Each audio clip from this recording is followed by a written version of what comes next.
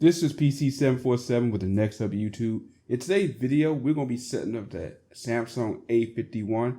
And the reason why I'm looking to do that, there are a lot more people right now who are picking up mid-tier phones. And the reason for that, well, they're not wanting to spend all this money for a Samsung Galaxy S20 or a Note. They want something that's comparable, that can do the job. And this can very well do it. For $400, I picked this up at Best Buy, and it comes with 128 gigabytes of storage. And I'm telling you, this phone actually, when I was playing around with it earlier, you know what? When compared to my Pixel, I can see really using this as a daily driver, despite this being what is considered a budget phone. But let's go ahead and get this set up, because what I want to do is I want to show you how I would go about setting it up if I want to make this my daily driver, someone who is coming from a Pixel. So let's look at the terms and conditions. We're going to go ahead Once and you read and agree to these, say next. Get going. Wi-Fi would be quite handy here. I'm going to go ahead and put in my passcode, so give me a second. I'll go ahead and check for updates.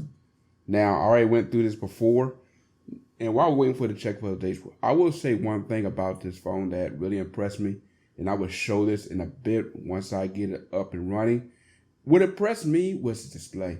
Now, is this something that is a flagship level display when you put it up against something like the Galaxy Note or the Samsung Galaxy S20? No.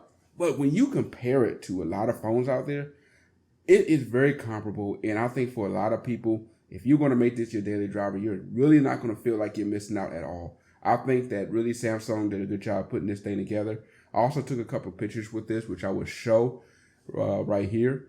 And hey, you know, for me, I think it did pretty decent as far as capturing some good photos. But let's continue on. Now, what I'm going to do here is I'm going to copy my data. Now, if you're coming from an iPhone or an Android, you should be able to copy your data and apps from one phone to another. Now, obviously, iPhone apps is not going to copy over, but a lot of the data will. So let's go ahead and, since I am going to use, we're going to say can't use old phone. And the reason for that, because the next step, which you will see, will ask you to do like a download smart switch, and it doesn't work. So I'm not going to say it didn't work. It didn't work for me. Besides, and plus, I want to show like someone who is coming and starting from the beginning without an Android phone. So let's go ahead and don't copy over and sign in like we're setting it up. So if you're setting it up from the beginning, if you do not have a Google account, you'll need to go ahead and create one now. That's why it says create account. I do. So let me go ahead and log in real quick. All right. So what's going to do next is going to continue on setting up, and you can go through and decide what apps. It's going to let you know it's installing apps and it's setting everything up. So I'm going to go ahead and accept. And you're going to set it up. You can use several ways of setting it up. I'm going to use a fingerprint scanner. So let's go ahead and continue. And a backup, I'm going to use a pattern. Let me go to the side and do this. All right, got the pattern. Now let's go ahead and set up the fingerprint scanner. And to do that, you're basically going to have to, as it shows right here, put your thumb right there. Now I would have planned this earlier and I was having a little bit of issues with it, but let's see where we can get it going now. I will say this, when it comes to setting up a fingerprint on this thing, I find it much easier on other phones than this one. Because this is the second time I've done it.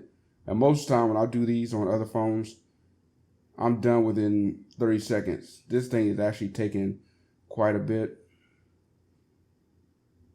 And I'm betting because the sensor, it takes a little bit longer to recognize. And you gotta, I guess, it recognizes a certain position.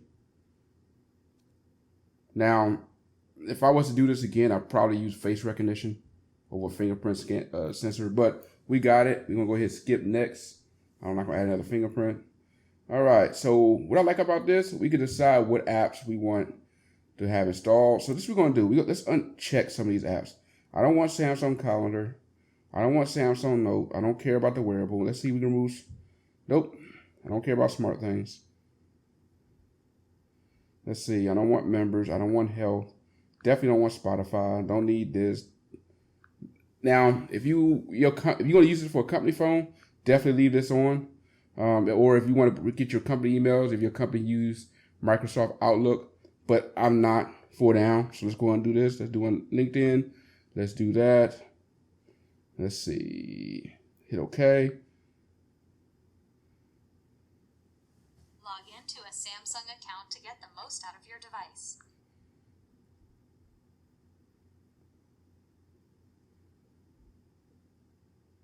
Let's see what pre-installed apps it come with. So we was able to get, looks like, rid of some of these pre-installed apps. Oh yeah, it looks much better. When I first played around with it, I forgot to uncheck all that, and I had a lot more apps on here. We still have, let's see what we got. Samsung Internet, which I don't care for, but that's fine. We got Bixby, AR Zone, Smart Switch. But like I said, we can live with that. Got the Galaxy Store, we got Game Launcher. Facebook, which I would love to get rid of that, but that's pre-installed. Netflix, that's fine. And I'm pretty sure a lot of you guys will probably use both of them. Now, the other thing I like to do as soon as I install my, or get my phone going, is I like to go into settings, which I'm going to show here. And you're going to hit that control wheel up top or gear.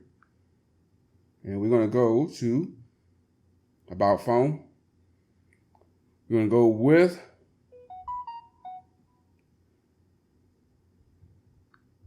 software information. Actually, let's go back. Yeah, I'm right. Software information. And what you're going to do is keep clicking build number. And basically what we're doing, we're turning developer mode on. Now, why am I doing that? Well, there are some things I like to do in developer mode that kind of make the phone feel a little bit snappy. Especially if I'm using something, let's say, like I say, a budget phone or mid-tier phone. So I'll scroll towards the bottom. There it is. Windows animation scale. I like to either turn it off or half. Same thing with transition as well as animator. And it just makes the phone feel a little bit snappier. Now that we got this going, now we basically got everything set up the way most people want it. Now, if you're someone like me, you like a minimalist design, you prefer something more like a Pixel look, especially if you're coming from a Pixel. I got my Pixel 3 XL right here. And unlock it. If you want to kind of have that look, that launcher, I'm going to show you how to do that right now. So, first thing we're going to do, we can go into Play Store. We're going to download Launcher 2. Install. All right. So let's go ahead and hit home. And we're going to do is hit launcher and say always. Create. Allow. Now we got that set up. But we want to take it a little bit further. I want to really get the full Pixel look. So this is what we're going to do. Hold home settings. And what we want to do is we're going to need to install some stuff. So you're going to see plugins. And what we want is Google Feed. Now, what is Google Feed? Let me go to my Pixel 3 XL again. It is this. You get all your news to your left. So let's go ahead and do that now. So again, go to Home Settings, Google Feed. You want to turn it on. Now, when you do that, it's going to ask you to download Get Lawn Feed.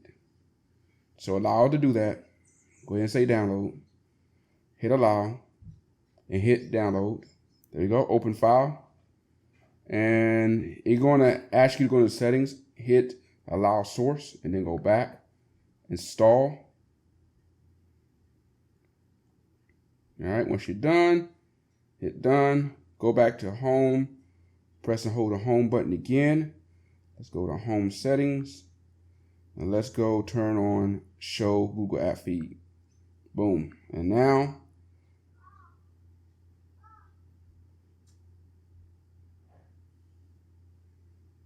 it's going to take a second to actually get going. Now, you go first time you do it, it's going to show it's not connected. Hit try again. And sometimes you actually going to have to hit your icon and then go back. And there you go. Looks just like the Pixel. But we're not done. Let's continue making it look like a Pixel because I enjoy the Pixel look. So let's go back to home settings and we're gonna go back real quick. And what I want to do is we're going to change the theme just a little bit. And the way we're going to do that, we're going to change the icons. So hit theme, hit icon packs, and hit get more. And the one I want to use, now you can use any one of these that make you, the way you want to make your phone to look the way you want it to look. But I'm going to go with Pixel Pi icon. Install. So I went open, let's close this, apply icon packs, apply icon pack. Now we're going to want to do is go home again. Let's go to home settings, let's go back. Let's go icon packs, drag up to enable. Done. Go home. Boom. Now, if you look at my Pixel, the phone looks like the phone. The messages look like the messages. Google Play like the Google Play. The camera looks like the camera. So that is a good way to have that minimalistic look or that Pixel look. So if you're someone that, you want to have that Pixel look, you love the style of the Pixel Nexus look, that is a good way to do that. Now, one of the things I would say I enjoy about this phone, because I like the colors on this phone. I got full brightness on my Pixel 3 XL, and I want to say it is not even close to full on here, halfway. And I feel like this one feels a little bit brighter than this one in my opinion. And I like the look of it. So let's go to a couple of websites to kind of see which one you like better. So this is the Pixel, the Samsung. So you can decide which one you like better. Let's go to another website. So let's look at their website. Here we go.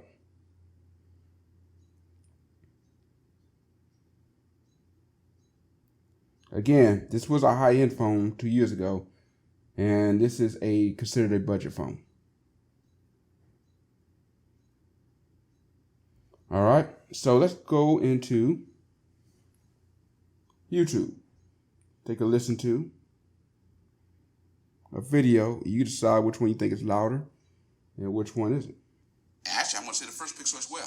But at this point, I want to say, really? Back to the old school. This is where we at. Fingerprint scanner that's been on. Even though I really want to get a little bit frustrated. Actually, I take that back. Correction. And the Pixel 3 and a Pixel 2. Actually, I'm going to say the first Pixel as well. But at this point, I want to say, the fact that we are looking at a phone that I feel like technology-wise is taking a step backwards, at least hardware-wise. So you decide which one you think is louder and which one you think looks better. So let's put it in full screen mode so you can take a look.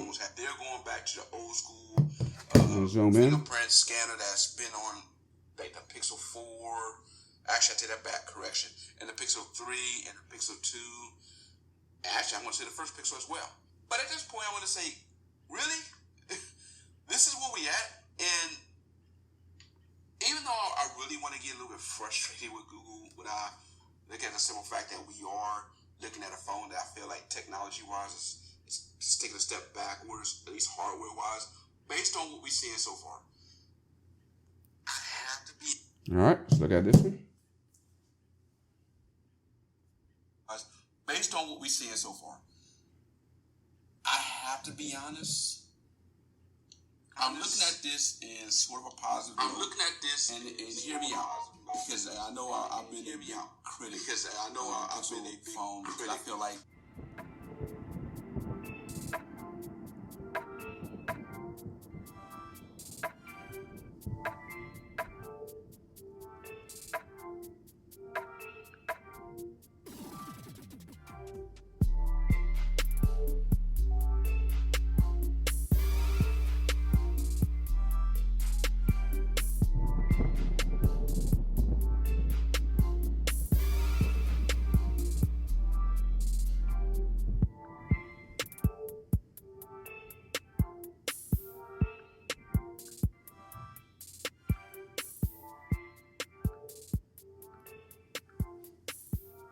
I don't think that's bad for, like I said, a budget camera or a camera on a budget phone.